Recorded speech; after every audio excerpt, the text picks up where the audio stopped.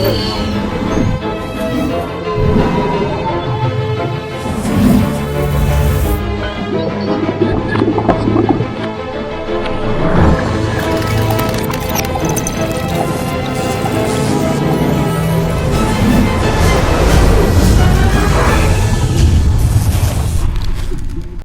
श्री राम दोस्तों, मैं राजू कुमार।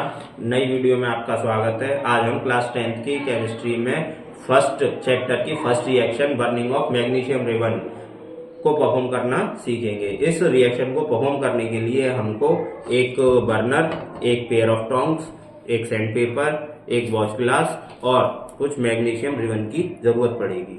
चलिए शुरू करते हैं। तो एक्सपेरिमेंट परफॉर्म करने से पहले हम जो मैग्नीशियम रिबन है उसको सैंड पेपर से रब कर लेंगे। इसको घिस लेते हैं जिससे इस पे लगी हुई जो मैग्नीशियम ऑक्साइड की लेयर है वो हट जाए, जिससे इसको जलने में आसानी हो। तो इसको पहले लेयर को अच्छे से हटा लेना है। हटाने के बाद इसको हम जला लेंगे। जलाने के बाद इसको पकड़ के ऐसे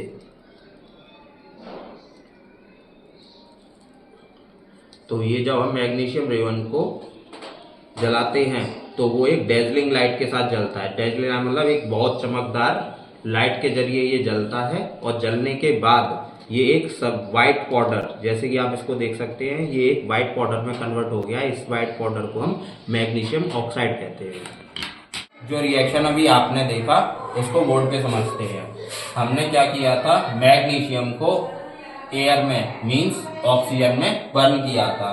तो इसको जब मैग्नीशियम को ऑक्सीजन में बर्न किया था तो हमारा एक वाइट पाउडर, ये वाइट पाउडर फॉर्म हुआ था। इसी को हम मैग्नीशियम ऑक्साइड कहते हैं, जिसका फॉर्मूला MgO होता है। इसके साथ साथ आपने देखा था कि लाइट और हीट भी प्रोड्यूस हुई थी।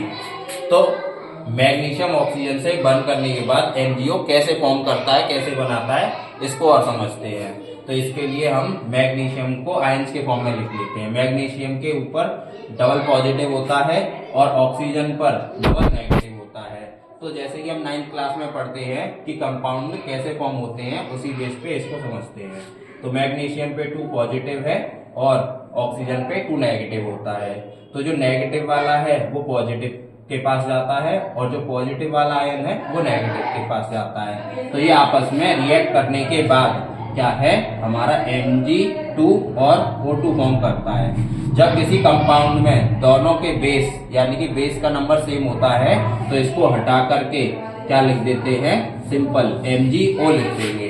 तो इसीलिए मैग्नीशियम और ऑक्सीजन आपस में रिएक्ट करके मैग्नीशियम ऑक्साइड बनाते हैं।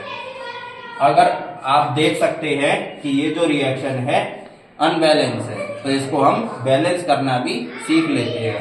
तो मैग्नीशियम हमारा 1 है तो इधर भी 1 है, लेकिन इधर साइड में जो हमारा ऑक्सीजन है वो 2 है और इधर जो ऑक्सीजन है 1 है।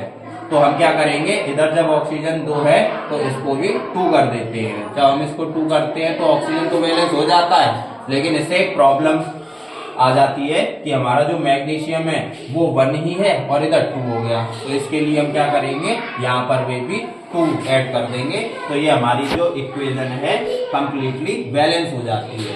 तो ये जो हमारी रिएक्शन है ये हमारी exothermic reaction, redox reaction and combination reaction, इन तीनों रिएक्शंस का एग्जाम्पल भी है। Thank you for watching our video.